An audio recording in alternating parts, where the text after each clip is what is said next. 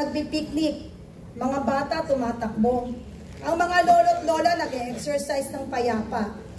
Doon ko po naisip, ito ang tunay na paglilingkod. Hindi mahalaga kung mayaman o mahirap. Basta't Pilipino ka, karapatan mong tamasahin ang mga pampublikong espasyong ito. Dahil ito ay para sa tao at lampas sa kalakal ng tao. Ginamit ko po ang aking pansamantalang posisyon, hindi po para sa sarili, kundi para gawin ang tama, dahil ito po ang utos at kumpas ni PRRD. Gawin ang tama, panindigan at manindigan sa tama. Ang pamumuno ni Pangulong Duterte ay hindi tungkol sa kaginhawaan, kundi sa tapang.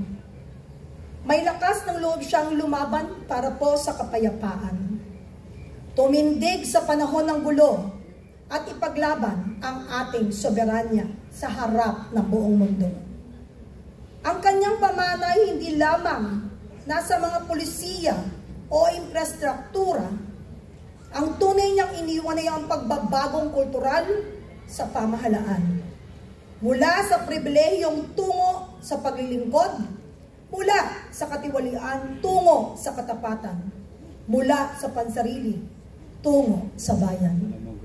Habang ginugunita natin ang ika-5 buwan niya sa The Hague, mga kababayan, tandaan po natin, ang pamana ni Rodrigo Roa Duterte ay hindi lamang isang kwento ng isang tao, kundi kwento ng isang bayan na natutong ang gobyerno ay pwedeng maging malinis, ang pampublikong espasyo ay pwedeng maging libre, at ang mahihirap ay pwedeng magkaroon ng direktang boses. Ipinagmalaki kong naging bahagi ako ng pagbabagong ito, at sa ngalan ng kanyang pamana, patuloy tayong manindigan para sa tama, laban sa mali, at para sa sambayanang Pilipino. Marami pong salamat. Mabuhay ang Pilipinas. Mabuhay ang mga legasiyang naiwan at minana natin mula po sa ating minamahal na Pangulong Rodrigo Roa Duterte. At nandito tayo hindi po para makinig, kundi namnamin at isa puso at ibahagi sa ating mga kasama na ang pamana niya ay hindi lamang dapat pakinggan, kundi dapat po nating tularan at panindigan para po sa sambayan ng Pilipinas. Maraming salamat po at magandang gabi po sa inyo lahat.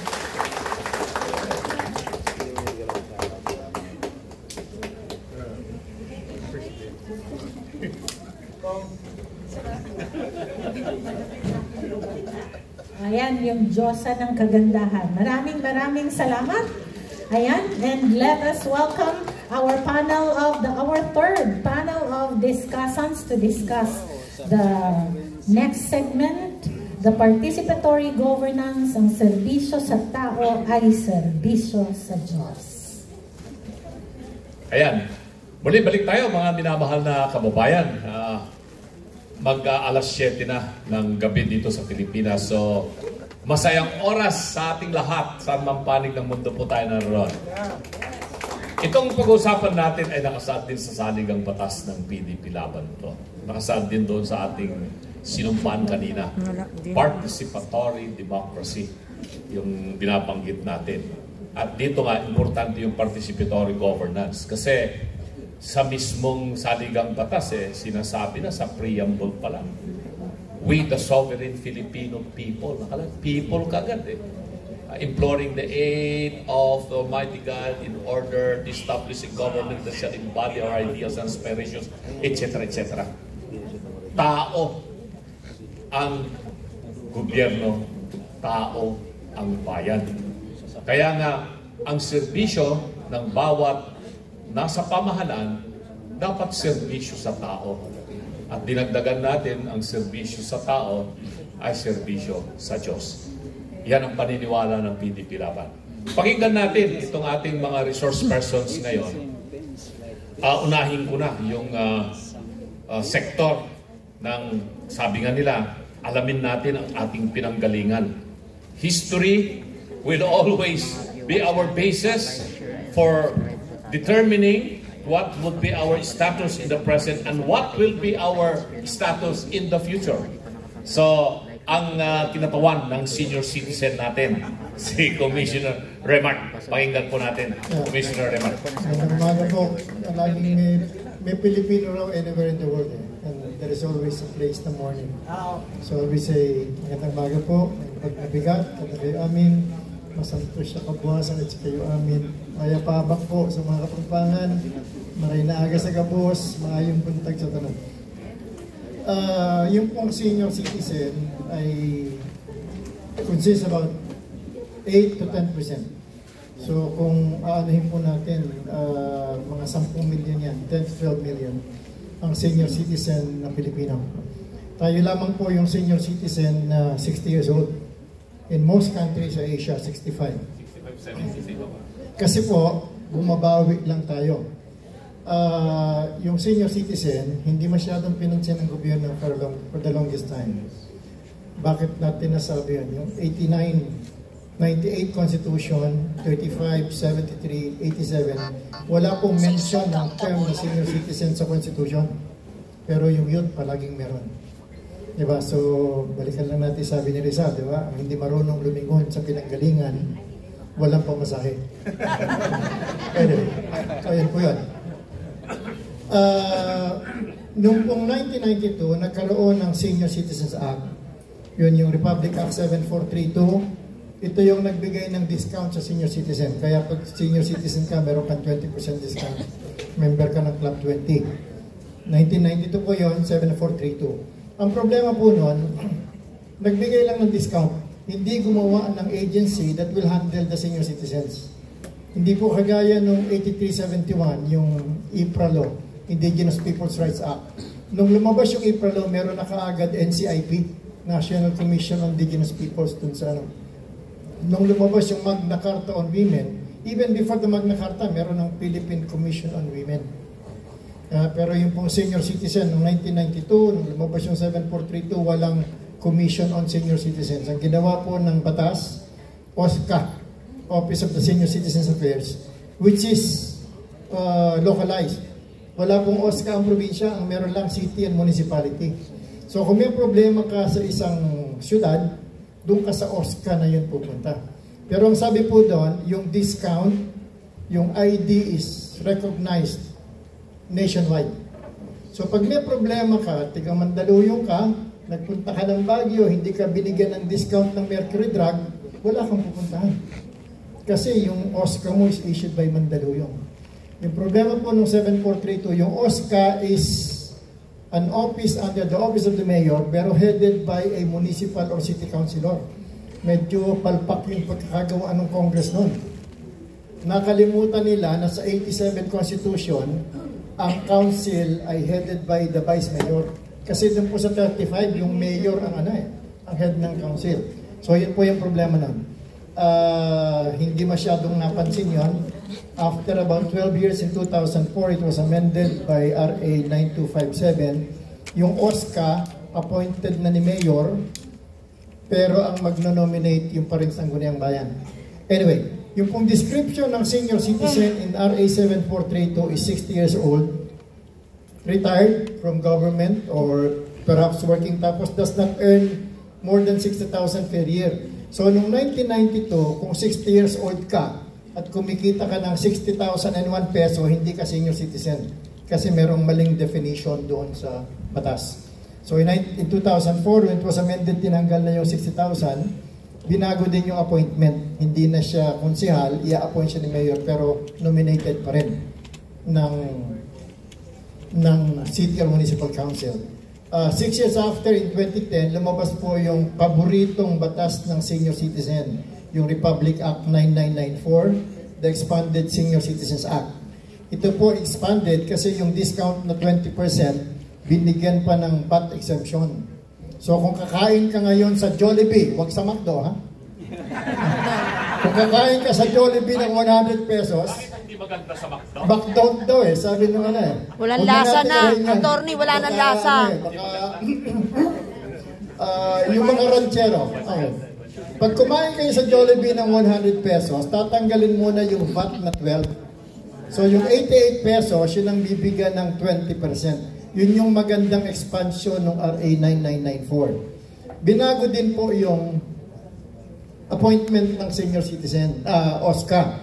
I-appoint ni Mayor pero ang magno-nominate yung organization. Yung mga samahan ng senior citizen sa bawat barangay, they will form a General Assembly, sila yung magno-nominate sa Mayor. Para meron na ngayong participation. Ito na yung participatory democracy. Ang problema po, wala ang National Commission of Senior Citizens. It was only in 2019, during the time of President Duterte, that Republic Act 11350 was promulgated. Yun po yung creating the National Commission of Senior Citizens. So yung lahat ng trabaho ng DSWD for the senior citizens, ita-transfer. According to 11350, ita-transfer sa NCSC. Kasi pag pumunta ka po sa DSWD, second class citizen ka. Pagka senior citizen ka, at hihingi ka, nako, saka ng dami yung mga bata, yung mga ano. So, nagkaroon po ng NCSC ngayon, ito yung... Now, meron pong issue yan. Yung pong 9994, nagbigay siya ng social pension. Ito yung 500 pesos a month do sa mga indigent na senior citizens. Ang problema na naman po ng batas, dinefine niya yung indigent. Sabi niya, an indigent is one who is frail. Dapat mahina ang katawan mo. Pagka wala kang pera, pero malakas ang katawan mo, hindi ka indigent. Kasi may definition. Sickly or with disability. Dapat mahina yung katawan mo, tapos sakitin ka pa. Pagka mahina yung katawan mo, hindi ka sakitin, hindi ka rin senior citizen, hindi ka rin indigent. Pangatlo, does not receive pension from private or government. So kung tumatanggap ka ng 1,000 a month sa SSS dahil nag-contribute ka for 20 years, hindi ka po indigent.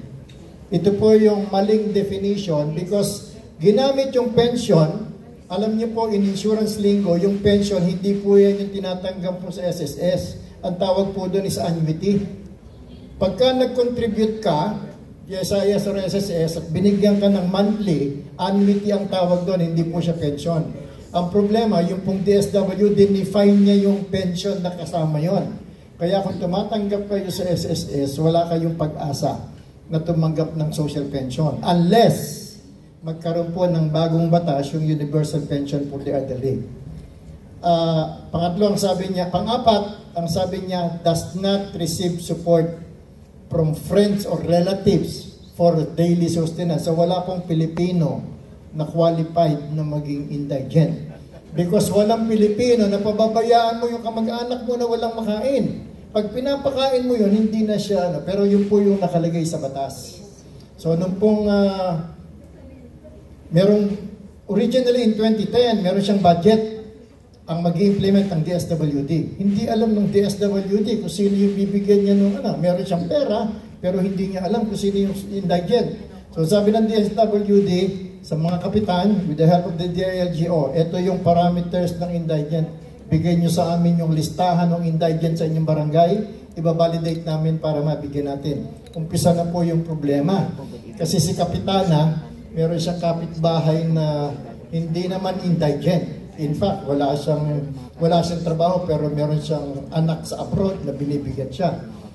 Kaya lang siya ang ibinoto nung nakaraang eleksyon. Pag hindi niya isinama ito sa listahan, baka hindi na siya iboto sa December, sa eleksyon ulit. No? So, sasama niya. Sabi ni Kapitana, bahala si Batman.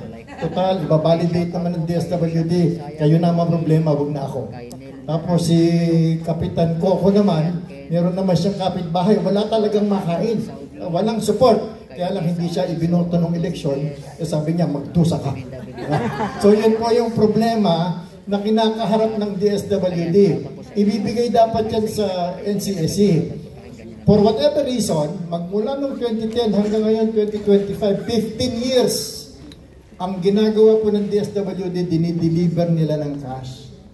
Samantalang pwede naman tayong gumamit ng cash card. Ya? Kung naalala niyo po ng pandemic, yung SAP, yung Social Amelioration, dinideliver po yan. Kukunin mo sa Palawan, si Buana Luwilier, or sa post office. Ayaw gawin ng DSWD yun for whatever reasons. Yung sinabi kanina na baka merong corruption, Marami pong hindi dapat tumanggap ng social pension, yung mga NPA daw nung araw, yung panahon na ano. So yun po yung reason ngayon, hanggang ngayon, ayaw pang ibigay ng DSWD yung social pension sa NCSC. Nung pong time ni President Duterte, before the end of the term, meron pong bill yung pag-increase ng social pension from 500 to 1,000. Nung pong submit sa amin yon, commissioner na ako noon, sinubmit nung proponent, sabi ko wag mo nang i-increase, doblihin mo lang. Kasi in 2022, ang tumatanggap po ng social pension, 4,025,000. Meron po yung waitlist eh. Kunyari sa barangay ninyo, meron tumatanggap na 200, merong 50 na naghihintay kasi limitado sa budget, di ba? Merong 50 na validated na pero hindi siya makasama kasi limitado yung budget. So ano nangyayari? Doon sa barangay niya, merong 50 na nagdadasal, sana matigok na yung mga nandun sa listahan para pumalit naman kami. Diba? So may problema na naman. Halimbawa, malakas sa taas, may natigok na 2. Paano mong pipiliin yung 2 out of 50 na hindi magagalit yung 48? So yun yung mga problema na ayaw i-resolve for whatever reason. Kasi may malakas si Mayor, dapat si Mayor daw yung magsasabi, all these things. Okay. Pero nakapasa po yun. Nakapasa yung law na yun na increasing the social pension from 500 to 1,000. Nakapasa po siya, it lapsed into law ng July 30, 2022. Siguro, kung binigay ito earlier, baka pinirmahan to ni President Duterte bago siya umalis noong June 30. Eh, hindi po eh. Nakapasa siya ng, it lapsed into law ng July 30. Ibig sabihin, pinadala ng Congress and Senate yung enrolled bill on June 30, 2022. Alam niyo po ba, noong June 30, 2 ang presidente ng Pilipinas, si PRRD until 12 noon, tapos si BBM until 12:01. So, hindi natin malaman kung anong oras dinala ng Congress. Kasi hindi naman pwedeng dalhin ng Congress after 12:01 kasi 19th Congress na siya. So yun po yung mga issues doon sa ano. Pero kung naipasa kaagad ng Kongreso, I'm sure it would have been PRRD who should have signed. Hindi siya dapat nag-lapse into law. Now lately, ang pinakabagong batas po for senior citizen is yung ECA, Expanded Centenarian Act. Yung magbibigay ng 10,000 sa 80, 85, 90, and 95 years old, which was signed by BBM on February 25, 2024. It became effective after publication on March 17. So meron pong problema yon kasi hindi natin ma-determine yan. Ang lagay po kasi doon, 80 years old ka lang nung maging effective yung law. Pag 81 ka, hihintayin mo yung mag-85 ka. So yun po yung napakahirap i-explain. Bakit ganoon? Bakit hindi? Okay. Meron pong isang issue yun. Nung gumawa kami ng budget for 2025, medyo hindi marunong yung aming tao. Nagawa siya ng budget, nag-propose siya ng 3 billion para doon sa 2025 na expanded centenarian. Pero yung proposal niya, bayaran muna yung mga nag-80, 85, 1995 from March 17, 2024 to December 21. Ayaw ng DBM because wala sa GAA.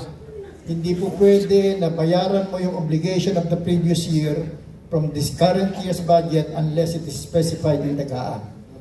So, yun yung problema. Ngayon, doon pong nagdi-discuss kami kung anong gagawin namin guidelines sa IRR. Meron kasi tayong mga kababayan na 80 years old siya or 85 noong March 17. Pero mag-81 siya or mag-86 ng March 18, the next day. Sila ba kasama? It took us about siguro 3 or 4 days na discussion dahil ayaw ng mga kasama kong commissioner na isama sila. Because hindi po malinaw yung batas.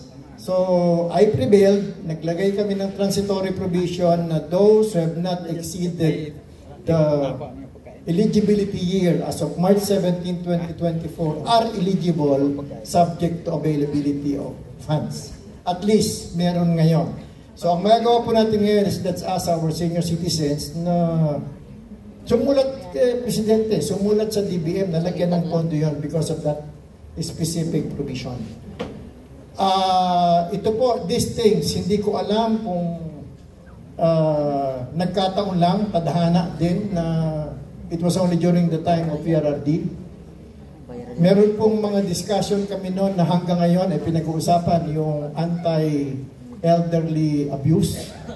Meron tayong 9262, meron tayong 9150 or 9510, yung pong sa child abuse, di ba? Pero wala po tayong batas sa abuse against parents or against elderly. Sa India po, meron silang isang state, yung Assam, the province of Assam, meron silang provincial ordinance na pag iniwanan mo ang magulang mo, the state has the right to deduct 15% of your salary wherever you are in India at ibibigay din sa magulang mo. Siguro po kailangan natin yon. At saka yung ang pinakamalaking problema po ngayon ay yung scam. 3 days ago, meron pong isang retiree na in 1 hour nawala yung 1.2 million niya na savings because of scam. Meron tumawag sa kanya na taga GSIS daw kasi pumapasok yun sa site ng GSIS, ng SSS, gusto niyang malaman kung magkano na yung pumasok doon sa kanyang pension. Tapos after a few minutes, merong tumawag sa kanya. And dahil tumawag sa kanya, simultaneous doon sa pagpasok niya sa site ng SSS, akala niya SSS talaga yon. Yung pala scammer na wala po yung kanyang 1.2 million. Tapos yesterday I was told meron daw pong matandang babae na nakatira sa Forbes Park na na-scam ng 50 million. Pero ayaw nang pagsabi ng mga anak dahil nahihiya yung mga anak niya na mayayaman na yung kanilang nanay ay na-scam. So ito po yung mga ito po yung mga activities ng Senior Citizen Commission. Ang ano po is that yung magulang natin, yung pong magulang natin, my mother died when I was about 36 years old. And I only appreciated the loss of a parent when I lost my mother. Yung marami sa atin, nandiyan pa yung nanay mo, kung minsan pinababayaan mo lang, lalo na yung mga bata. Si Rab is always for the youth, yung bata, pero ang problema po natin ngayon is how do we inculcate to our children yung GMRC, yung good manners and right conduct.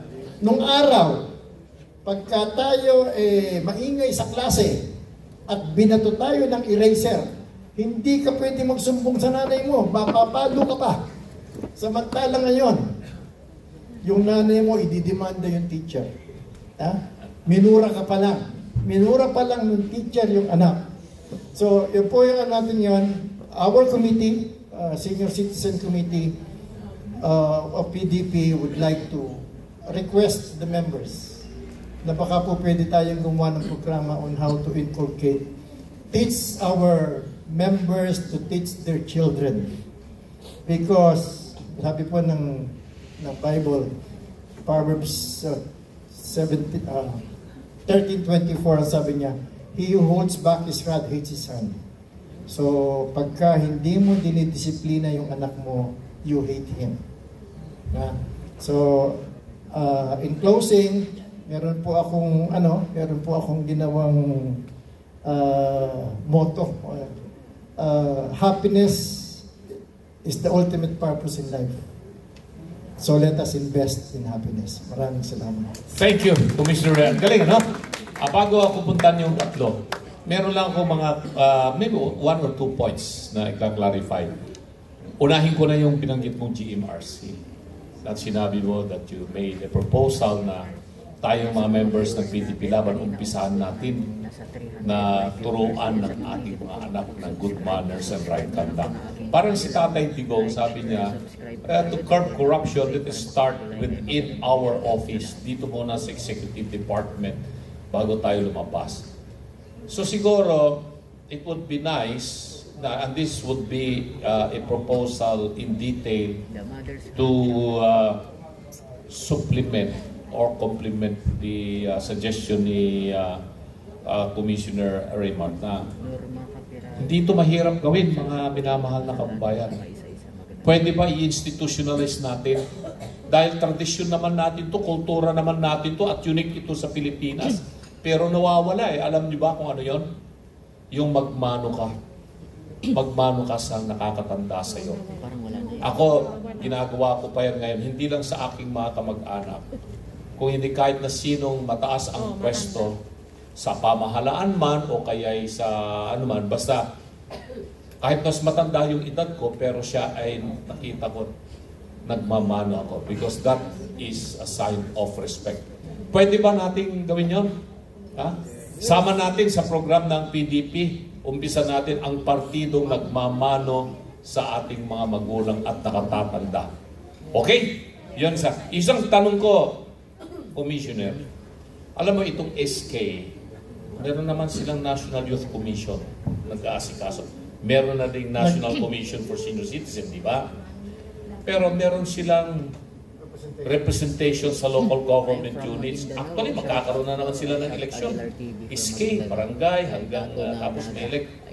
Magiging member ng Sangguniang Bayan hanggang Sangguniang Panlalawigan o Panglusod. Wala sa local government. Yeah, meron na pong bill. Pero bill pa lang. Pero yung nasa existing law, o hindi ako nagkakamali, under local government code, magdidepende kung may availability of funds yung local government units para magpasa sila ng appropriation within, tapos mag-appoint sila ng Actually, boss, ganito yan. Yung 2003 GAA, merong 1% for senior citizens and PWD. Ang problema nung GAA nun, hindi kagaya nung sa yung gender and development, na in this GAA and in succeeding appropriations, it will be applied. Yung sa 2003 GAA, 2003 lang siya. Pero merong agreement ang DBM at saka ang DILG that local government units will allocate 1% for senior citizens and PWD. Ngayon, ang isang issue doon, paano mo nga hatiin yung dalawa? Hindi naman sinabing equally eh. So merong mga LGU na nagpass sila ng ordinance defining it kung paano proportionate yung pag-divide or equitable yung pag-divide. So meron silang bill sa Congress ngayon to increase the 1%, specifically 1% to 3%. So hindi po problema yung election because meron ng existing do sa 9994 that all barangays will have its own barangay association of senior citizens. So hindi na kailangang sumabay sa election, kailangan na lang baguhin yung DILG code, yung na lalagyan. Ang problema na lang noon, yung salaries niya. Kung babaguhin siya na hindi lalagyan ng salary, kukuhanin na lang din sa kanilang 1%, that would be okay then. Ang ano is that there must be representation, there must be a specific law giving representation to senior citizens, which is just proper. Bibigyan mo ng representation yung bagong panganak, yung kabataan, samantalang yung pinanggalingan. Nawala yung hindi marunong lumingon sa pinanggalingan, walang pamasahe. Tama yun. So, yeah. So there are pending measures now in Congress that are proposed for enactment. So, tignan natin, PDP Laban should come up with the position regarding these measures. Sa tingin ko, it's high time na makialam ang partido natin dito sa mga panukalang batas na ito na nakabinbin sa Kongreso na maitulak para maipasa, para mabigyan talaga ng boses ang ating mga katandaan. Dahil their experience, no? Hindi mo ito matatawaran, priceless yung wisdom na maiko-contribute ng ating mga senior citizens. Palakpakan natin ang senior. Babalikan ko pa yan mamaya si Commissioner Remark. Punta naman tayo sa, huhulihin ko yung gobyerno kasi LGU eh. Puntahan ko naman ngayon ang peasant, farmers, fisher folks, labor. Kasi dyan yung grupo, itong pinanggalingan ni Yusek Joseph eh. So alam na alam niya kung paano masiservisyon itong sektor na ito. Na importante rin sa PDP yan, yung sektor na yan. Please, give us your message. Kasi Joseph siya. Maraming salamat po, Attorney Raul Levino, sa lalong-lalo na sa PDP, no, sa pagkakataon na ito, upang ma-revisit natin kung ano po yung nagawa o naiambag o naitulong ng ating mahal na Pangulo, si Rodrigo Roa Duterte. Well, napakasarap balikan ang mga nangyari dahil nakita po natin yung impact, yung positive impact sa mga tao. Kaya po ang tema natin ngayon, ang serbisyo sa tao o sa taong bayan ay serbisyo sa Diyos. Ngayon, sa mensahe ko ngayon, dalawang bahagi po ito, Attorney Raul. Ako po ay nagserbisyo sa Presidential Management Staff from 2016 to 2021. At 2021, kalahating taon yon, up to 2025, January, ay nagserbisyo po ako sa Cooperative Development Authority. Doon po, yung mga taon na yon, masasabi ko talaga na PRRD really serves the people well. Bakit? Ito po yung mga experiences ko. I will just cite maybe 5 or 6 experiences na talagang naging witness po ako dahil sa PMS po, ako po yung head ng presidential events. Yung mga sekretary kanina, si Secretary Belio, Secretary Esperon, Paras, Kusi, lahat po ng secretaries, pag pinatawag yan sila ni Presidente, pagkatapos yan sasakit ang ulo. Dahil mayroon pong direktiba at tinatanong ni Pangulo, ano na ba ang nagawa ninyo sa taong bayan?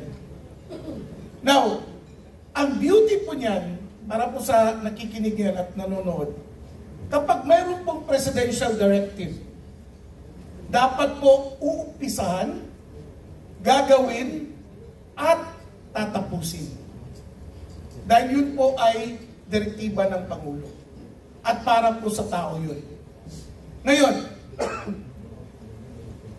si Presidente Duterte po, kapag may disasters o kalamidad, immediately, a day after, nasa lugar na po nung saan nangyari yung kalamidad niyon.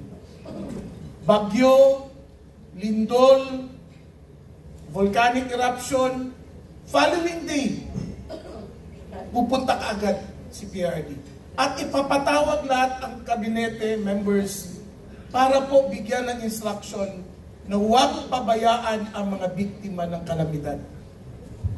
At bawat department secretaries, kagaya po nila Secretary Al, Sec Bebot, no, sa Agriculture, sa DSWD, kami po ang ahensya na kumukolekta ng kanilang mga reports kung ano na po yung nagawa nila dun sa mga biktima. Nakaugalian na po ni PRRD yung mga ganung gawain na bawat sakuna, lindol, baha, bagyo, sunog, o anuman, immediately pupunta ang ating Pangulo. Just to ensure that all basic services are provided and restored. Para po maayos po ang magiging buhay ng ating mga kapwa Pilipino, lalo na yung mga biktima. Alam po natin kung gaano kamahal ni PRRD ang mga sundalo at pulis. Na bawat pulis o sundalo na namamatay, kapag may panahon si PRRD, pinupuntahan niya. Kapag may mga pulis o sundalong nasugatan dahil sa performance of their duties, binibigyan po ng reward at medical assistance ang mga pulis o sundalo niya. Naging bahagi po ako sa isang committee kung saan kami po ay nag-draft o nag-craft. Kami po yung gumawa ng mga batayan, ng mga guidelines ng Social Comprehensive Benefit Program na kapag ang sundalo o ang pulis ay namatay in the performance of their duties, encounter, killed in action, tawag na kayo dun. the families, yung napag-iwanan, ay tatanggap po ng kalahating milyon. Ang mga anak ay siguradong magkakaroon ng scholarship program under CHED. Yung nanay magkakaroon ng training under DTI, TESDA, at financial literacy program under Bangko Sentral ng Pilipinas. Kami po sa PMS, ang isa sa mga ahensya nakatutok din dyan. Dahil bawat sundalo at police o any uniformed personnel, Bureau of Fire, Coast Guard, etc., kapag namatay in action, automatic bibigyan agad ng financial assistance ang pamilyang napag-iwanan at continuing support, livelihood assistance sa mga misis na naiwan, mga anak na naiwan o pamilya naiwan. Ginawa po natin yan dahil ganun po kamahal ni PRRD ang mga sundalo, ang mga pulis. National Housing Program. Ito ay trabaho ng NHA. Ngunit naging saksi din po ako, Attorney Raul.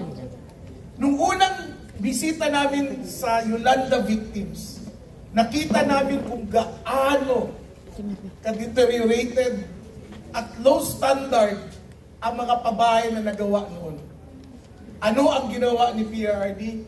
Gumawa siya ng task force at binigyan ng deadline ang NHA at ang Office ng Presidential Affairs ng Visayas and other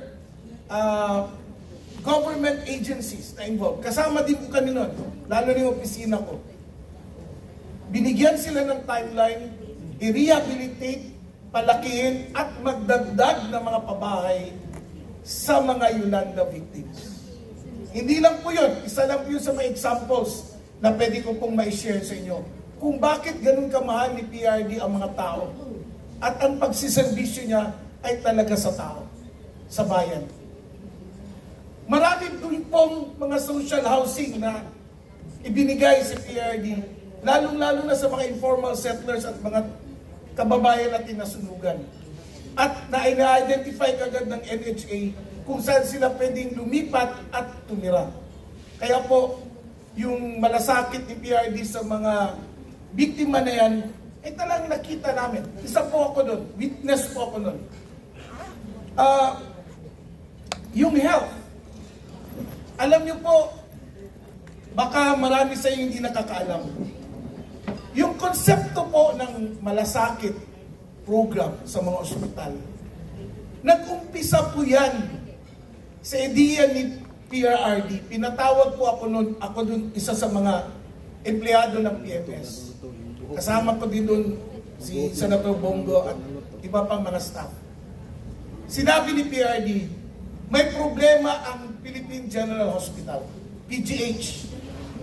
Nakita niya ang daming mga pasyenteng hindi naasikaso. Tinanong niya, pinatawag niya medical director, ano ba ang problema?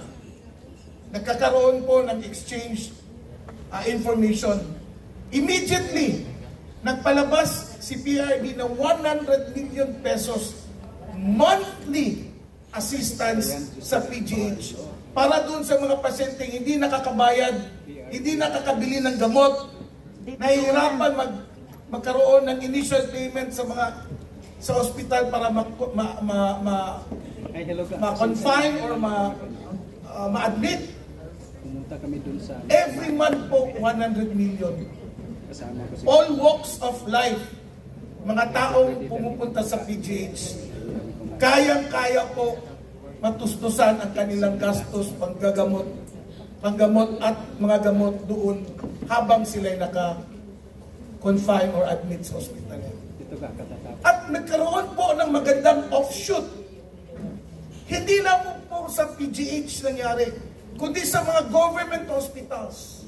Major government hospitals in every region, nabibigyan po at least 15 to 20 million a month para po masustain ang mga pangangailangan ng mga taong may sakit. Saksi po ako niyan dahil ako po ang gumagawa ng briefer. Kami po sa PMS, sa Presidential Management Staff, ang gumagawa ng report and updates sa Presidente. Dahil ang trabaho po ng PMS, para po sa inyong kaalaman, kami po ang isa sa mga sources of information sa Presidente kung anong nangyayari sa grounds. Dahil isa po sa opisina na hinahawakan ko noon ay ang Office of Regional Concerns. Lahat po na pangyayari sa bawat region, dumadaan sa opisina ko, binabato ko kay PRRD. Aside doon sa mga intelligence report, departmental reports, kami regional concerns. Maniwalat kayo sa hindi. May isang beses, December 24, tinapunan ng Granada ang isang simbahan sa Cotabato. We were celebrating Christmas. Alam nyo, biglang nag-ring ang mga phones namin, Attorney Ro. Nakatanggap kami ng mensahe. Pupunta si PRRD sa Cotabato. December 25, madaling araw. Tumatakbo kami. Gusto niya makita ang mga biktima at maasikaso agad ang mga nasugatan o natamaan ng pagsama. Ganun po ang malasakit ni PRRD sa mga Pilipino. Hands-on. Gusto niya, siya mismo ang mag-lead ng kanyang mga cabinet secretaries, ng mga empleyado ng gobyerno para serbisyuhan ang taong bayan.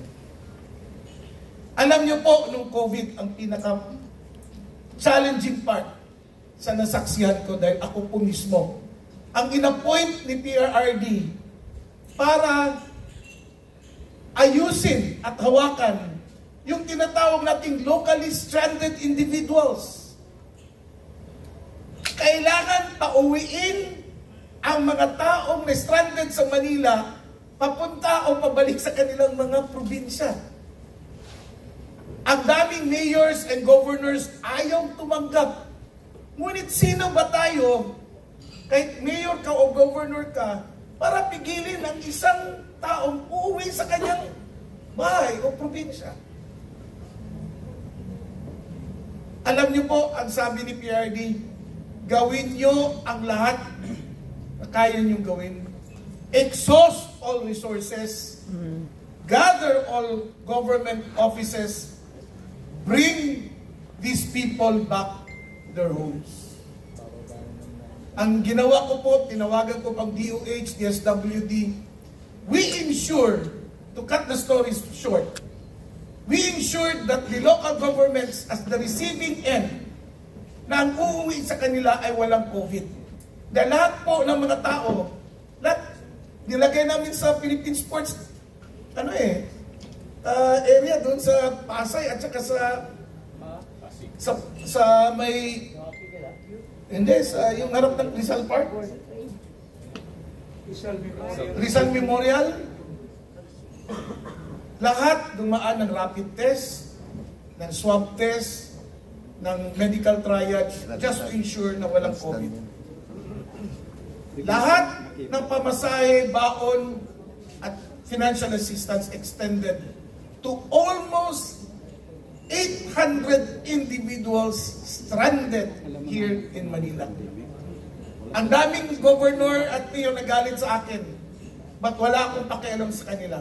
Ang utos ni Presidente, pauwiin ang mga tao dito dahil wala po silang matirhan. Just imagine, mga kababayan, the night before we implemented those locally stranded individuals na pauwiin, inulan na sila sa daan, sa kalsada. Ikaw na nandoon, anong mararamdaman mo? People were lining up just to get their cues kung ano ng number nila at makasakay. Wala kaming magawa kundi papasukin. Pinuna po ako, pinatawag po ako sa Kongreso dahil yung issue daw ng yung space, yung social distancing, pinagalitan na po ng Congress. Alam niyo, sabi ko sa Congress, we are in the same storm. But if you are not with us right now, then we are not in the same boat. Tinanong ko yung mga ibang congressman, ano bang natulong nyo sa mga kababayan na tupauwiin? Hindi nyo nga. Ni Singko, ni Pandesal, wala nga kayong nagbigay. Tapos magagalit kayo sa amin dahil pinauwi namin sa kanila. We will handle this properly. There is no perfect formula in handling locally stranded individuals once they are sent home because it is new to us. It is pandemic. Nobody provide us the perfect solution how to do it. But because of the malasakit ni Presidente sa mga tao, halos araw-araw wala kaming tulog just to send these people home. By boat. Alam niyo po, yung isang malaking kumpanya sa barko, 2 barko nila pineram. Just to bring those taga Zamboanga, Ulod, and so on and so forth. Mga aeroplano ng Army, C-130, tren, lahat ginamit namin. Yung bus, lahat wala pong bayan. Yun po ang malas. And every night, I have to render report to the President. Ganun po ang pagmamahal ni Presidente sa mga tao. Marawi. Kung ilang beses si PRD pumunta sa Marawi, ganun din kadami ang pagpasok ko sa Marawi. Yung Marawi Siege. PRRD gusto niya makita ang kalagayan ng mga sundalo. Siya mismo, saksi po ako. Ilang punerarya at ospital ang inikot niya from Iligan City up to Cagayan de Oro City.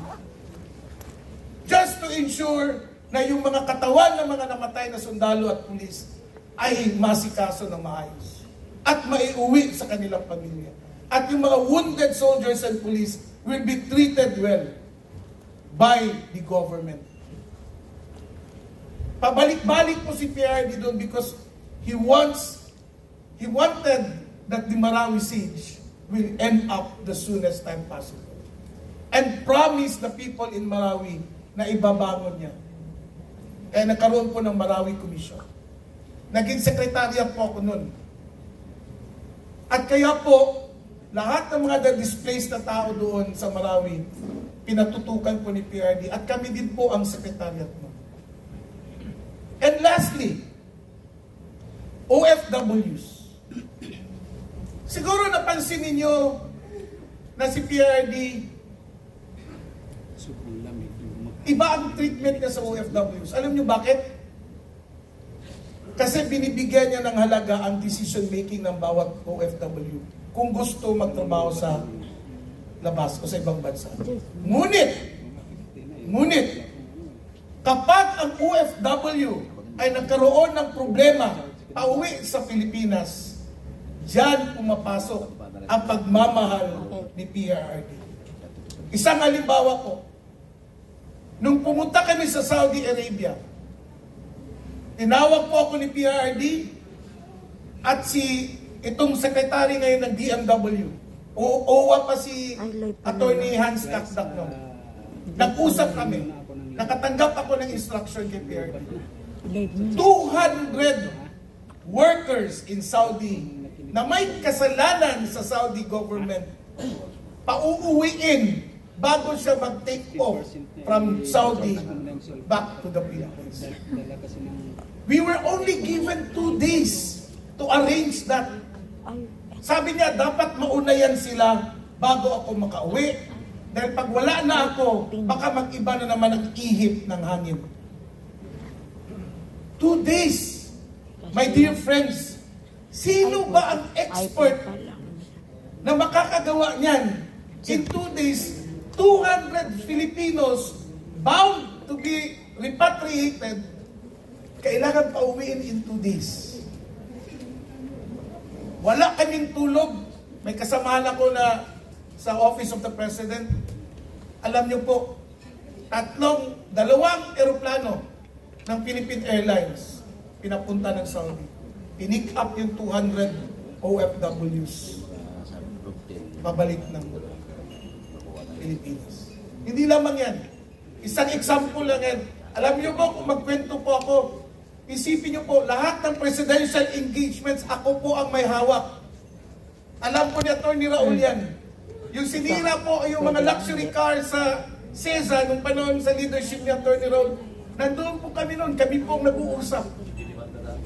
Dinimanda na si Senator Raul doon. Pag alam ko po ang pangyayari because I witnessed and I handled the presidential events. Last example ng OFW. Ay, even in Saudi, quickly lang. Tinanong ni PRD, ano bang problema nyo dito? Sir, malayo yung lugar namin papuntang Riyadh. Ano bang request nyo? Polo office. Polo. Immediately. Binigyan ng instruction ng Foreign Affairs ang bigyan ng Polo office. Yung office nun. Para yung mga Pilipino magbiyahe din natin. Last example sa OFW, kung gaano niya kamahal ang mga OFWs. Japan. During Filipino community, sabi ni PRD, sino gustong umuwi? Ako. May tawas ang kamay. Babae. Maid ang trabaho. Tinanong, bakit? Namatay ang nanay. Namatay ang nanay. Believe it or not, mga kababayan ko, pinasakay ni PRD sa presidential plane. Kasama kami. Binigyan ng suporta, inauwi, hinatid, inasikaso lahat. Ang problema ngayon, ang pagpabalik niya sa Japan. Dahil hindi dumaan ang proseso. Hindi dumaan sa immigration, lahat wala. Shortcut. Isipin mo, pinakuha lang ng bagay, tapos sakay kagad sa aeroplano ng Pilipinas. You know what? Because of the love and respect of the Japanese government to PRD, pag-engage namin sa embassy ng Japan, lahat tinasikaso. Dahil alam naman natin gano'n din karespetado ni Prime Minister Abe si PRD mo. Ang daming kwento about pagsiservisyo sa tao.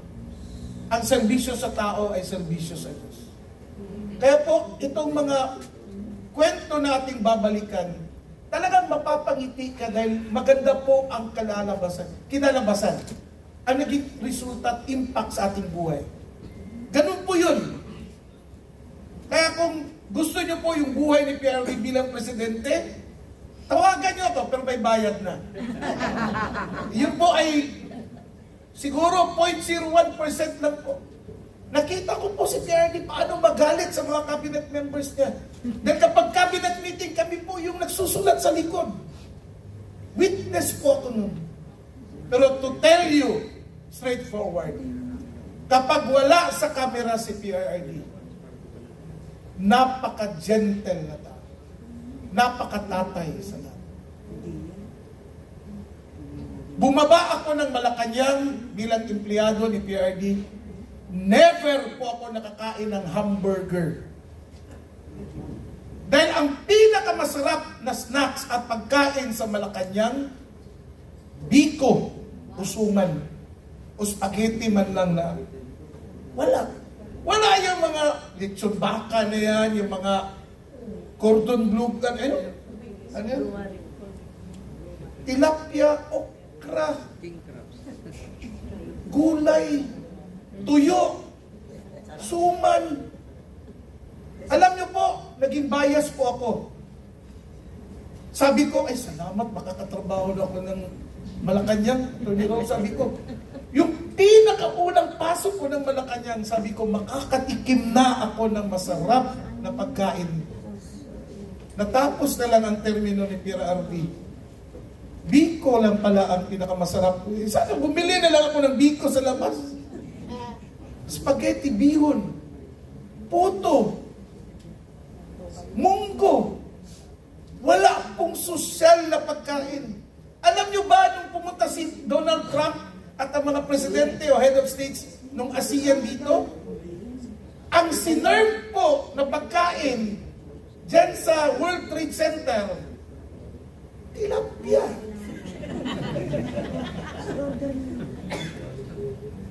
Yung dahon, alugbati. Sabi ko, anong klaseng pangalan to? Pagtingin mo, tilapia lang pala to. Pero ang nilagay doon, yun pa yung parang scientific name, para social tignan. Yun lang pala dahon ng alugbating.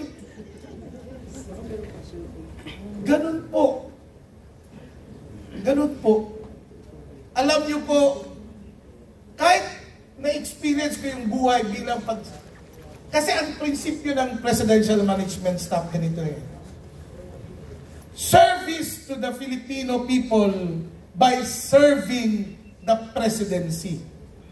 Ibig sabihin, the presidency is not the person. The presidency is the institution and the office that serves the people. Ganun po ang serbisyo namin. Kaya ang dami kong na-witness niyan. Even yung isang barangay sa Nueva Ecija, yung barangay niyan walang tubig. Tinawag ako ni Presidente, sabi niya, tawagin mo ang LGU, yung local water district dito, palagyan ng tubig. And do it before sa kanilang fiesta. Wala kaming ginawa doon, kundi nagkaroon kami ng team, mag-follow up lang, hanggang pag-fiesta nila ay nagkaroon sila ng fiesta. Ganun po ang pagmamahal ni PRD. At noong 2021, ito na po, patapos na po ako, nung ako ay na-appoint bilang chairman ng Cooperative Development Authority noong April 19, o April na, tinanong ko si PRD, Mayor, ano po ang instruction mo? Ang instruction niya sa akin, serve the people well. Period. Inuna po namin yung mga kooperatibang nagkikahos, yung mga micro and small. Gumawa po ako ng programang Special Assistance for Recovery and Alleviation. Lalong-lalo na yung mga kooperatibang naapektuhan at nasira ang kanilang business nung sa Typhoon Odette, from Surigao up to Bicol. At ngayon po, ako po ay masaya dahil ang dami pong mga programa na institutionalize ang Cooperative Development Authority. Nagkaroon po tayo ng mga partnerships ng mga foreign cooperatives sa iba't ibang bansa at saka ng kooperatiba dito sa ating Pilipinas para mas gumanda ang kanilang ekonomiya at kanilang business activities. At ang isa sa pinakamagandang impact na nasaksihan ko, nung nagpresenta ako kay PRD sa cabinet meeting, sabi ko, Mayor, marami pong kooperatiba na displaced sa Marawi. Wala po talaga silang hanap buhay. Zero. Sabi niya, tipunin mo, magbigay ka ng financial assistance para magkaroon ng recovery ng kanilang business. Binigyan po kami ni PRD ng 25 million. At yung 25 million na pinagati-atian ng mga displaced cooperatives dahil po sa gera sa Marawi. Doon po nag-umpisa ang human capital development ng mga kooperatiba sa panahon po ni PRD. And in closing, alam niyo po, ang mga kooperatiba noon sa mga previous, hindi po pinapansin. Ito po, nag-umpisa po lahat kay PRD. And I hope and I pray that the leadership of CDA will continue that. Kasi ang gobyerno naman natin, hindi lang sa isang tao eh. Ang gobyerno natin para sa tao. Yun po ang pananaw ni PRD. So, yun po ang aking karanasan bilang isang kawani ng gobyerno sa panahon po ni PRD at masarap po talagang balik-balikan dahil ikaw'y mapapangiti at natutuwa sa mga positibong impact sa buhay ng mga Pilipino. Maraming salamat po. Thank you. Napakagandang storya. Ano? Alam po ninyo, ito yung tinatawag dating serbisyong may puso. Kasi yung malasakit talaga nanggagaling sa puso, yan eh. Hindi naman nanggagaling sa ating utak yan. It has to come from the heart.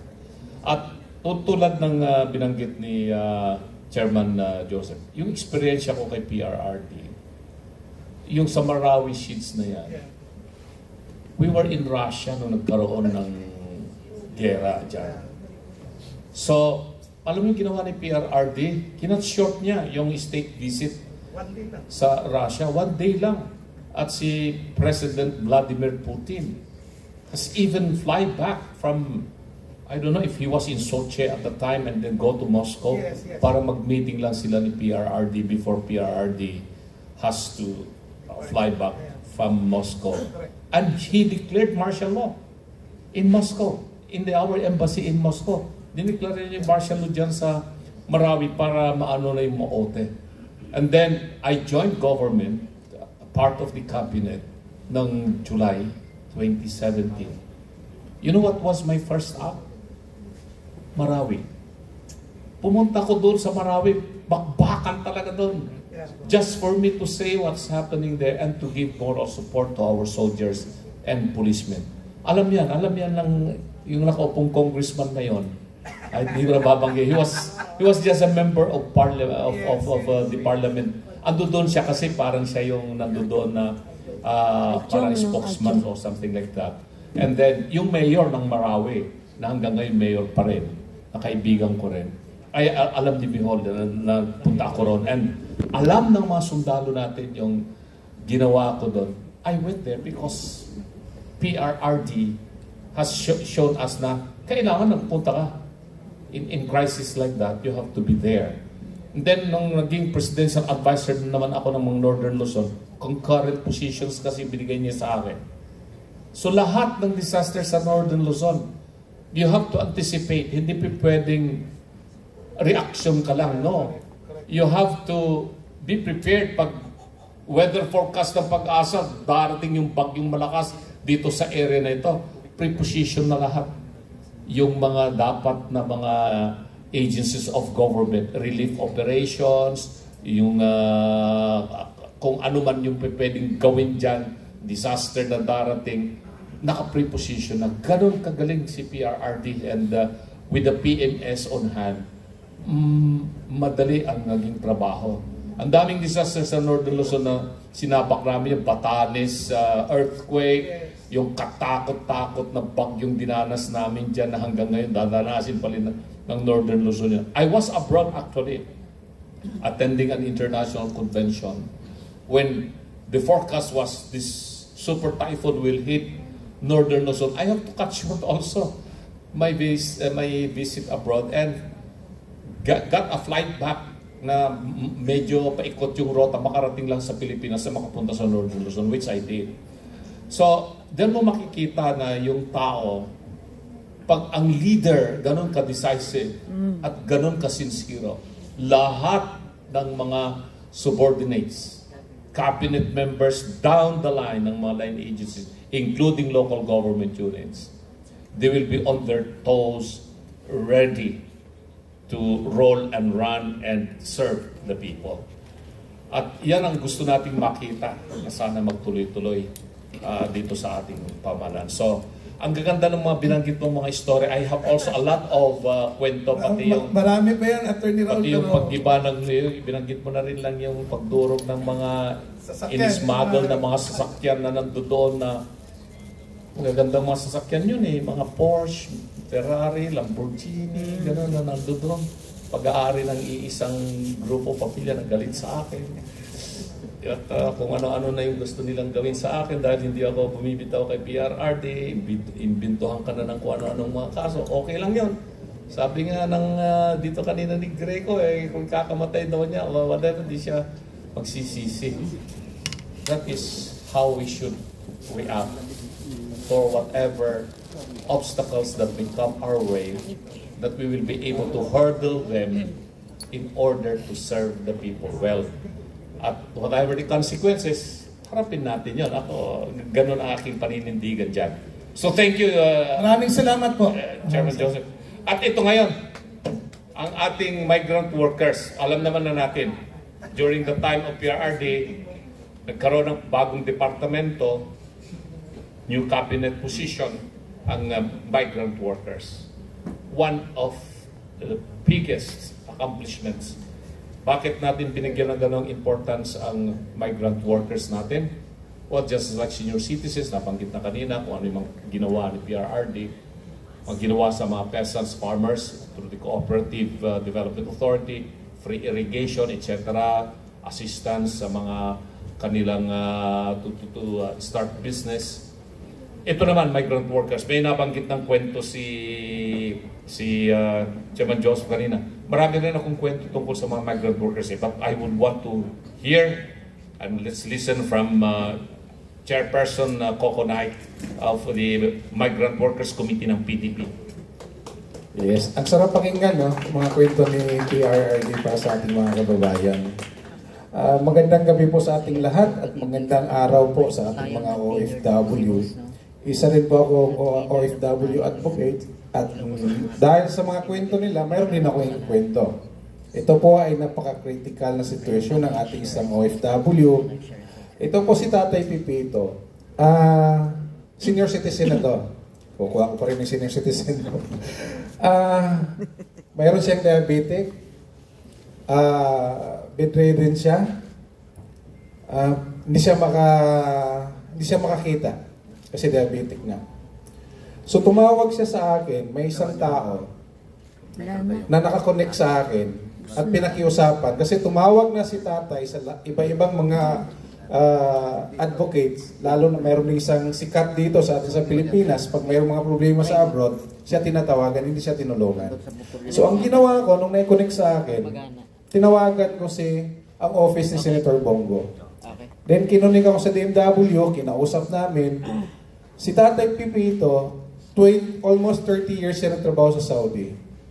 So ang gusto niya, pakiusap niya sa akin, nakausap ko siya sa messenger, sabi niya, makita ko lang ang aking asawa at anak, pwede na akong mamatay. So yun ang kumurot ng puso ko, kaya talagang pinilit ko makausap si Senator Bongo para matulungan kami at mapauwi si Tatay Pipito. So, nung nagawa namin yun, inasikaso ng DMW, nakauwi na si Tatay Pipito rito sa Pilipinas, sinalo ko siya sa airport. Alam niyo po, sabi niya, sa maraming tao na hiningian ko ng tulong, sa panahon lang po ni President Rodi Duterte, napansin ang aking hiling. At umiyak siya sa airport. Sabi ko, tatay, kasi COVID yun, 2001 nata, after COVID nun. Sabi ko, tatay, after ng swab test mo, kung negative ka na, uwi ka na ng Cebu, kasi taga Cebu to eh. So, dinala namin siya sa Sofitel kasi doon pinadala ng OWA sa Sofitel. Tumawag ulit sa akin. Umiiyak na naman. Sabi niya, maraming salamat sa tulong ni PRRD, tulong mo. Dahil sa tagal ko sa Saudi Arabia, ngayon lang ako nakatikim ng 5-star hotel. Sipin niyo po yun. Nagtrabaho sa Saudi para sa kanyang pamilya, pero saka pa lang daw siya nakatikim ng 5-star hotel nung tinulungan ng administration ni President Rodi Duterte. After 1 week, negative na siya sa swab test niya, pinauwi na ng Cebu. Tinulungan din natin doon. Pagdating ng Cebu, binigyan natin siya ng livelihood niya, sari-sari store, binigyan natin siya ng 10,000 cash para mayroon siyang pang-start sa kanyang bagong buhay, sa kanyang anak at sa kanyang asawa. Alam niyo po, after 1 month, yung taong hindi makalakad, bulag, diabetic, humahawak na po ng bola. Nagbabasketball na ako. Nakakatuwa eh. Kasi sa panahon ni PRR, yung ating mga OFW, binigyan ng halaga. Ito pa, mayroong isang bogbog sarado, hindi sinusweldoan, tumawag din sa akin. Natulungan din natin. Binisita ko siya kasi humingi sa akin ng nebulizer para sa kanyang anak na may sipon, may ubo. Binisita ko. Ang nakakalungkot, may isang lalaking umiyak, lumapit sa akin. Sabi niya, Sir Coco, maraming salamat. Sabi ko, di ba ikaw binisita ko, ba't ibang umiyak? Sabi, sir, yan po yung tinext ko sa'yo na tinulungan po ninyo, na linapit niyo sa DMW, na yan ang nag-message sa kanya na, tay, kung hindi man ako makauwi, magpapakamatay na lang ako dito, kahit paano mauwi ang aking katawan, bangkay, sa atin sa Pilipinas. Yun ang iyak niya. Sabi niya, Sir Coco, yung pong anak ko nag-message sa akin na magpapakamatay, uuwi na po siya ngayong Sabado na buhay. So yan po ang ginawa ni President Rodi Duterte para sa ating mga OFW, kung bakit ang ating mga OFW ramdam po ang ating mahal na President Rodi Duterte. Ano bang mga solusyon ginawa niya sa atin? Bilang OFW advocates, ramdam ko po ang ating mga OFW. Unang-una, balikan natin ang mga ginawa ni President Rodi Duterte para sa ating mga OFW. 10 years passport. Ginawa po niya yan. Hindi na po dagdag sakit sa ulo ng ating mga OFW. Hindi na po sila nahirapan renew every 3 years, 5 years. Ngayon po, 10 years po para po bigyan ni Pangulong Rodi Duterte na mas maluwag ang ating mga OFW na hindi na po yan sakop ng kanilang mga problema po kung sila po ay mag-abroad. Pangalawa, ginawa po ni President Rodi Duterte ang Department of Migrant Workers para po lahat ng problema ng ating mga OFW isa na lang, hindi po sila pinapasa-pasa kung saan-saan. Ganyan po ang serbisyong binigay ng ating mahal na Pangulong President Rodi Duterte para sa ating mga OFW. Hindi po niya pinabayaan dahil alam po ng ating mahal na President Rodi Duterte ng ating mga OFW, ayaw po yan pumunta ng abroad kung mayroon lang pong trabaho dito sa Pilipinas. Bakit? Isipin mo, kung ikaw may asawa at may mga anak, iwanan mo yan for 2 years bago ka makabalik sa Pilipinas. Lumalaki ang mga bata, hindi mo alam kung ano ang nangyayari sa kanya. Paano gusto nilang umuwi sa Pilipinas? Hindi sila makauwi sa Pilipinas kasi wala silang pagkakitaan. Walang pang-aral sa mga anak. Walang pangbayad sa pagkain. Walang pangbili ng pagkain. Kaya pag tinanong mo sila, ang ating mga OFW, ano palaging sagot sa atin? Kung may OFW pamilya kayo na sa abroad. Nay, tay, kumusta na po kayo dyan sa abroad kung saan kayo? Anong sagot? Okay lang po kami dito, nak. Okay lang po kami dito, nay, tay. Hindi nila masabi na umiiyak sila habang nag-o-okay sila sa inyo. Dahil andun daw sila sa isang kwarto, kumakain ng noodles, masaya na sila. Iniisip nila, mas lalong kawawa ang kanilang pamilya pag umuwi sila sa Pilipinas na walang trabaho. Kaya mayroon akong nakausap, nakasalubong ko to sa Nueva Ecija. Sabi niya sa akin, alam mo sir, lumaki na po yung mga anak ko. Nag-high school na po. Yung bunso ko po, nag-elementary na. Hindi ko na po kilala ang kanilang mga ugali. Hindi ko na po kontrolado ang kanilang mga ugali. Dahil hindi po ako nagpalaki sa kanila. Yan po ang masakit sa amin, pero kailangan namin gawin para po rin din sa kanila.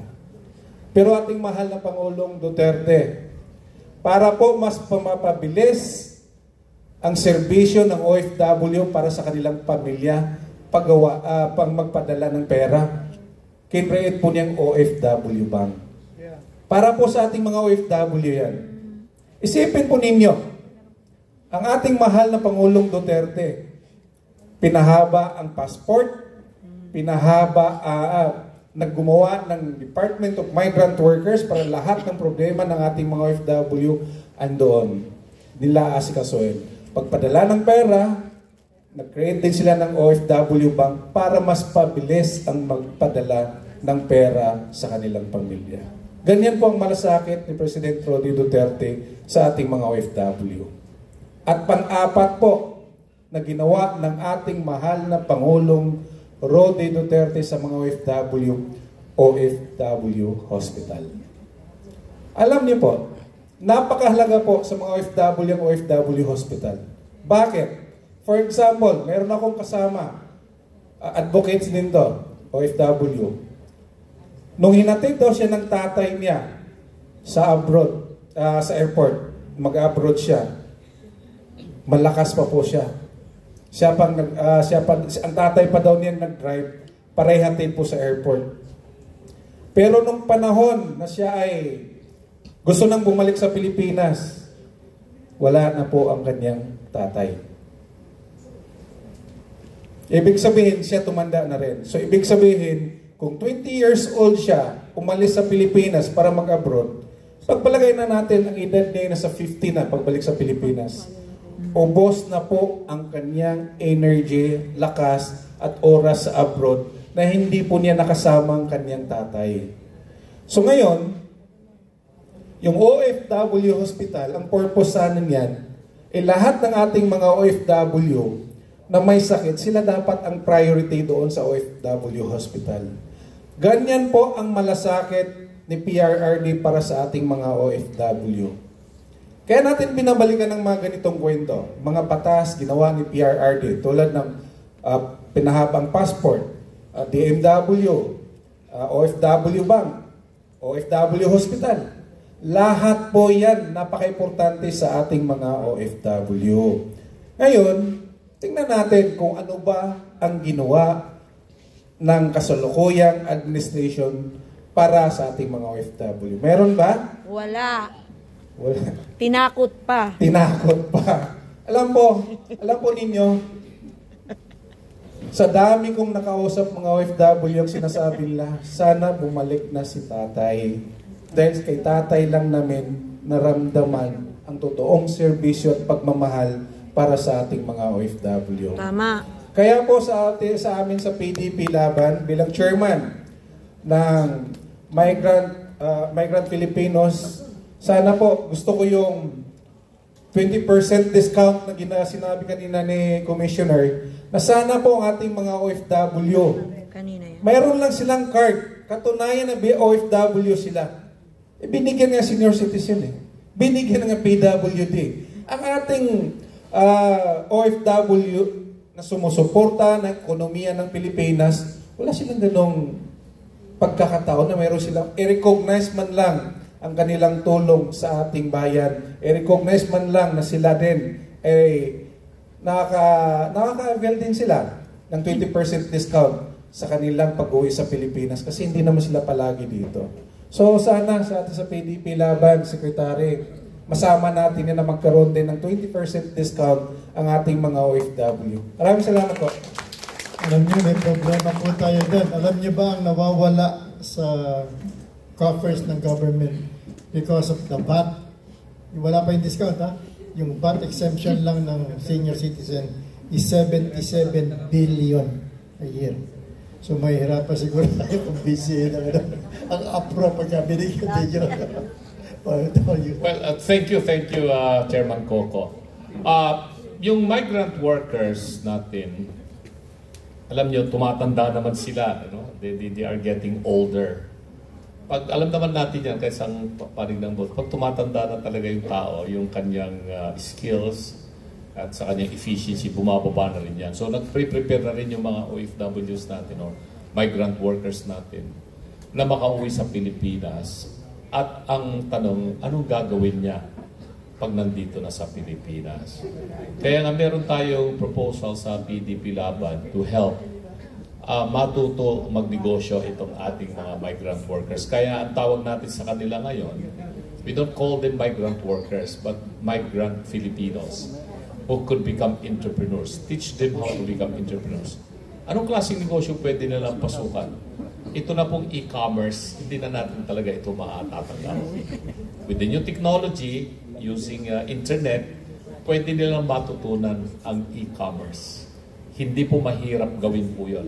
Marami na po akong nakitang mga, kahit na mga teenager o kaya senior citizen dito sa atin, dahil nga po sa internet, natuto sila sa e-commerce, nakakapagbenta sila ng mga iba't ibang klaseng produkto. Kahit hindi nila nakikita yung produkto, binibenta nila, they just source out that with other companies. No, alam niyo naman yan, mga companies like Lazada, Shopee, kung ano-anong mga companies na ito, these are very successful. And siguro isa sa magiging programa natin sa PDP, eventually mag-usap kami ni Secretary Alcusi, magkakaroon tayo ng training on e-commerce para sa ating mga migrant workers, migrant Filipinos, and even members of PDP in the country. Mag-i-invite tayo ng mga magagaling sa e-commerce para naman magkaroon sila ng pagkakakitaan. Yung kwento kanina ni Chairman Joseph tungkol doon sa 200 overseas Filipino workers, sa Saudi Arabia na talagang kailangan mapawin ng kagad within 2 days. Yung kwento mo pa na pinasakay yung OFW from Japan para makauwi sa presidential plane. Alam nyo, recently, kaya ako'y nalulungkot nung naging pronouncement ito, na pag nagkaroon ng gera sa Taiwan, hindi raw natin may iwasan na madadamay sa Pilipinas. Kasi meron tayong 150,000 plus na mga overseas Filipino workers in Taiwan. So, anong ibig sabihin nun? Tayo ba'y magpapadala ng sundalo sa Taiwan at magiging paggera tayo sa Taiwan para ilikas?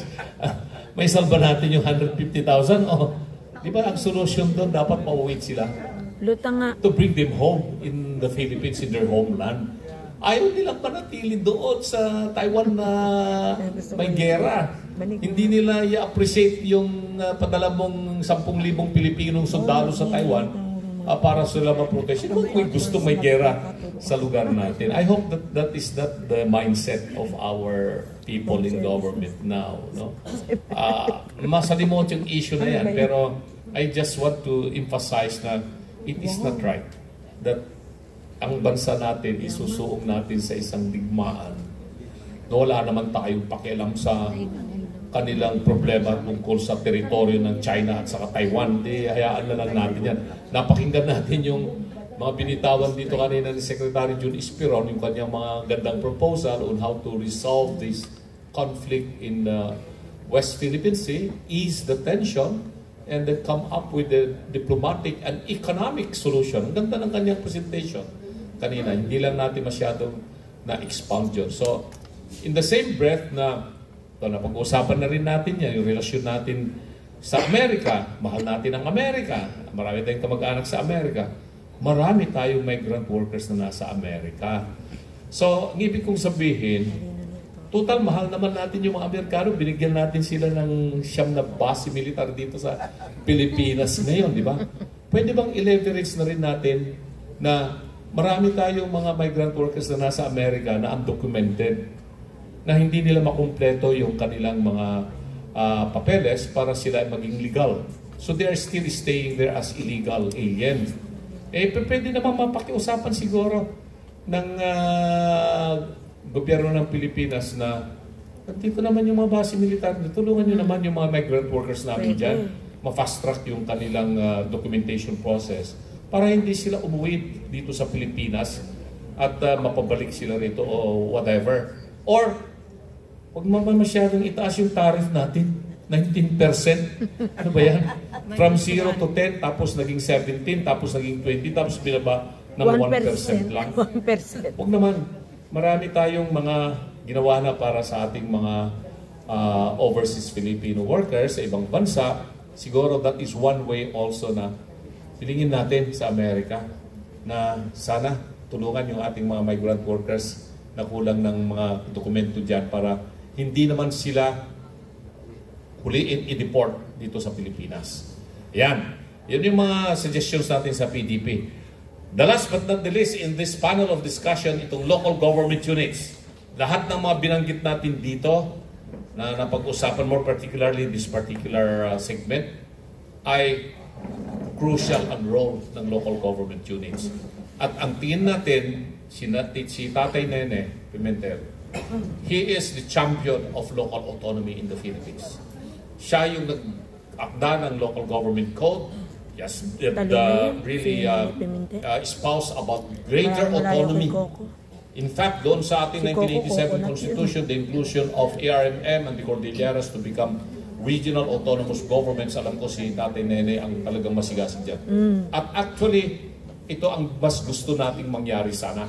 Kung sakaling magkaroon ng charter change, yung talagang totoong pagbabago ng saligang batas, kung hindi natin maipapilit pa yung federalismo kaagad, dahil maraming sasabi, hindi tayo handa dyan at maraming gastusin niya, magtatayo tayo ng mga state governments, then we don't need to create new state governments. What we can do is create new autonomous governments, just like what we have now in BRMM, and give them greater autonomous powers. So, pakinggan natin ang Yorme ng Pasay. Yorme. Magandang gabi po sa inyo. Magandang umaga sa inyong lahat. Of course, kay Kuya Raul, sir. Sa aking kaibigan. Alam niyo po, sa local government po ay talagang medyo may pagkakaiba na kaunti. Kasi siyempre kami, mababa lang, maliit lang yung nasasakupan namin. Pero nakakalungkot dahil dapat sa amin din nag-uumpisa po Katulad like sa senior citizen po, nandito po yung isang ating kagawad at isang presidente ng senior sa Pasay City. At marami din pong sinusuong na problema ang ating mga senior citizen na Pangulo sa lungsod ng Pasay. Dahil siyempre, katulad na sinabi nyo nga po, meron nga po tayong binibigay ang ating national government na halagang 500 pesos. Pero ngayon po yan ang ginawa 600 po ba yun? 600 po every semi-annual. Alam ko national po ba 1,000? Sabi ni Sir. Kaya wala po natatanggap yata ng 1,000. Baka po hindi siya indicted. Kanina yung pinag-uusapan natin. Pero isa lang po yun, bilang ako po ay naging 3 terms city councilor ng lungsod ng Pasay. Ang nakita ko po doon at ang aking naging pangarap, tulad din ng pangarap ng ating mahal na Pangulo, Tatay Digong. Kasi nakita ko sa kanya yung puso. Makatao, makabayan, makadiyos. Napakalaga sa isang nanunungkulan o isang leader na nakita ko sa kanya, siya ay tunay na ama ng bansa. Mahalaga ang ating leader. Maramdaman natin na siya ay tunay na ama o kaya ay tunay na ina. Depende po kung sino yung leader natin Ito po. Siyempre po, nakita ko sa kanya, ng panahon niya, takot ang mga mayors, takot ang mga congressman, takot yung mga illegal na gumagawa, yung mga drug lord, yung nagbebenta, nawawala sa Pasay. Ngayon bumalik. Nadagdagan pa? Yung mga kaibigan ko, mga mayors sa Leyte, sabi nga, Wawi, hirap na hirap kami, nagbalikan sila. Ayaw na namin bumalik ang mga illegal dito, lalo na drugs. Kahit po kami, hirap na hirap kami. Dahil alam namin kung ano nangyayari, kung ano yung resulta sa aming bayan kapag talamak ang adik. Yun ang pinaka-worst sa lahat na nakikita natin Dahil tumataas ang krimen ng ating bayan. Pati nga po yung ating COMELEC, di ba sir? Nadukot yung bag sa Pasay. Nakakahiya no? Opo, si COMELEC George. Opo. Nadukutan siya ng bag niya, nandun ang cellphone, 12,000 pesos po ang laman. Nakakahiya din naman po yun. Pero siguro naman, at natitiyak ko, hindi naman tiga-Pasay yun. Mga dayuhan lang po yun. Alam ko naman na ang mga tiga-Pasay ay nagsisikap maghanap buhay. Kahit maliit ang kinikita, basta marangal, kami po doon ay sama-sama.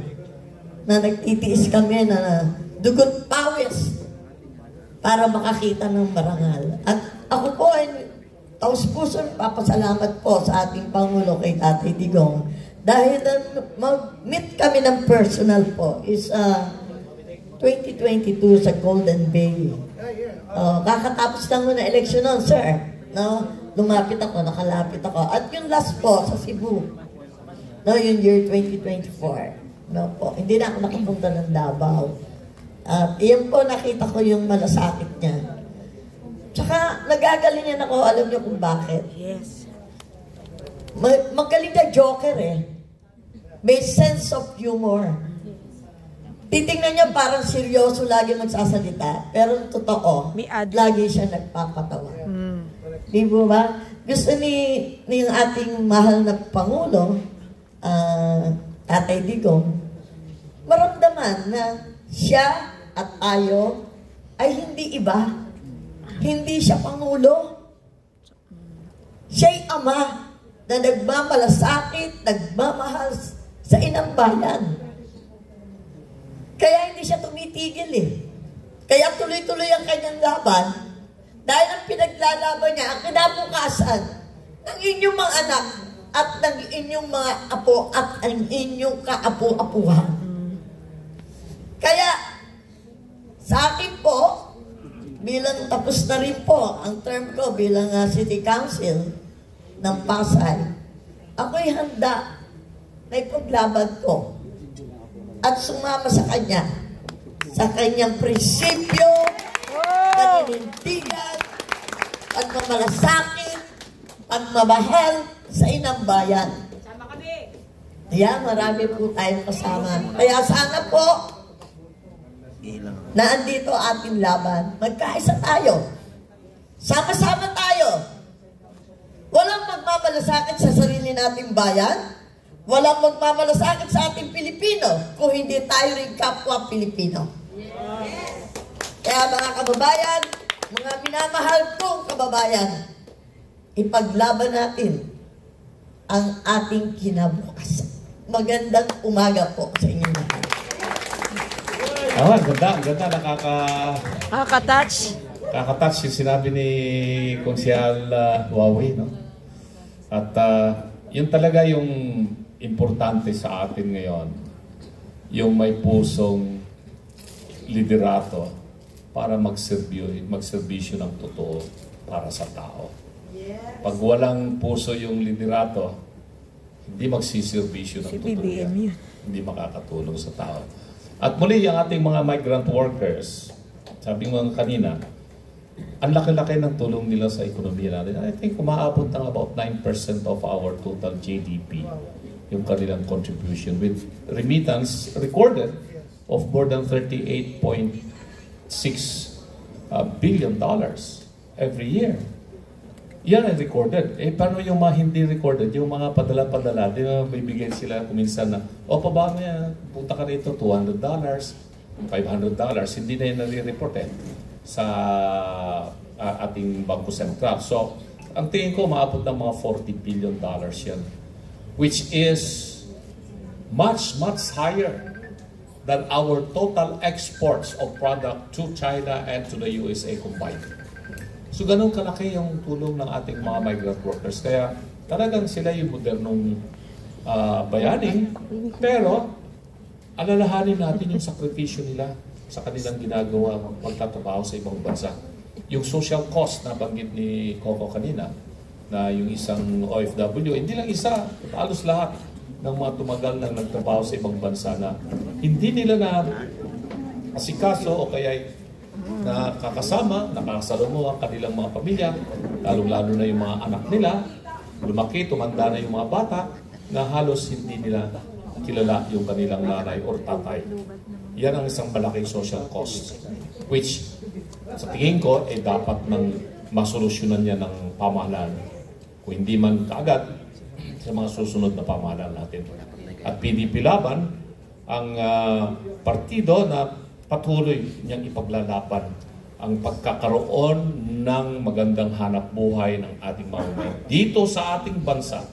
Gawin natin na ang ating bansa would be a manufacturing country at magkaroon ng maraming trabaho ang ating mga mamamayan dito.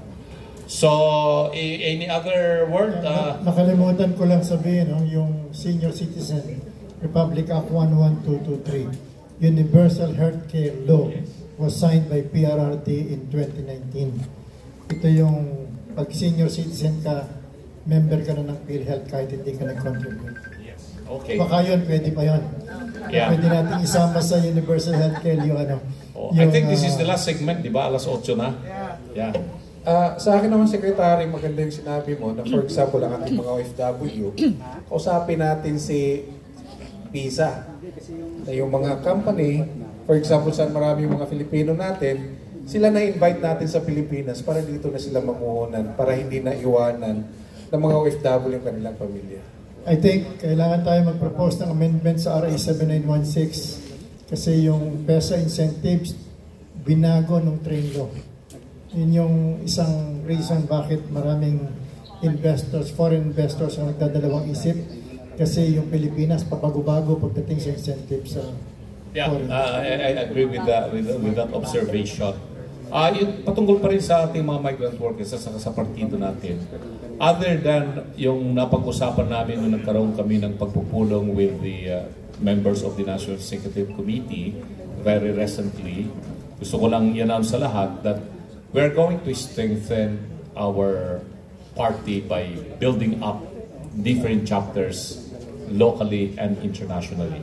So, ako bilang Vice President for International Affairs, it's one of my function to network sa mga migrant workers association sa buong mundo and maybe explain to them kung bakit kailangan din silang maging members ng PDP Laban.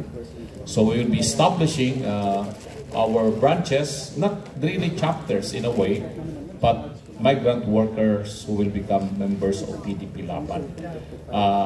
Kami ang bibisita po dyan sa inyo, but we are now scheduling yung tinatawag nating basic membership seminar to be undertaken by the Committee on Education, headed by our very own beautiful chairperson, Penny Belmonte, our beauty queen. Yeah. And of course, with the membership committee and the legal committee assisting para magkaroon ng Zoom meeting ang ating mga migrant workers and even the other local leaders all over the country para mas lalo po niyong maintindihan at madaman nyo sa inyong puso yung pagiging membro po ng PDP Laban. So, yun na. Paalam na tayo. So, mabuhay po si PRRD Duterte! Duterte! Duterte! Duterte! Duterte! Ayan, at mabuhay din po ang PDP Laban. Mabuhay ang sambayan ng Pilipinas. Mabuhay ang Pilipinas. Mabuhay ang Panginoong Diyos. Ayan. Teka muna, magbibigay na